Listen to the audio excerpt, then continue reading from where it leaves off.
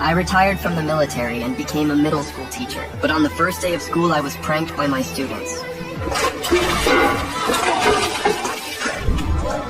My lightning-fast reaction left the students waiting to laugh completely stunned. But what they didn't know was that I had served in the Navy SEALs and survived real bullets in real war. I simply grew tired of the cruelty of the battlefield, so I chose to return to my hometown. Then I casually walked to the podium and wrote my name and phone number on the board. But then my phone suddenly rang in my pocket. A familiar voice came through the line. I turned and saw those mischievous faces trying not to laugh, and I felt helpless.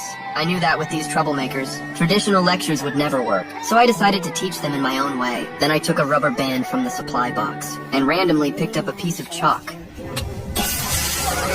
The students who were proud a moment ago instantly panicked. I stood under my umbrella watching them with satisfaction, but the students were unconvinced and secretly discussed ways to get me fired. The next day, the classroom was strangely quiet. The students acted more restrained, but their eyes were still full of disdain. So to get them to listen, I told them they could smoke in class, and that if they answered 3 of my questions correctly, I'd let them leave early. Then I told a student to take out a pack of cigarettes, and asked them what chemicals cigarettes were made of. John was lucky enough to answer everything right, and left the room smugly while everyone else envied him. The rest of the students instantly got excited. Everyone raised their hands at once, and I used the chance to teach them real knowledge. And gradually they started to enjoy my class, but the peace didn't last long. I was told that 5 students were facing expulsion for fighting, so I rushed to the scene and found my class fighting with the honor class. I quickly forced them apart and asked them why they were fighting.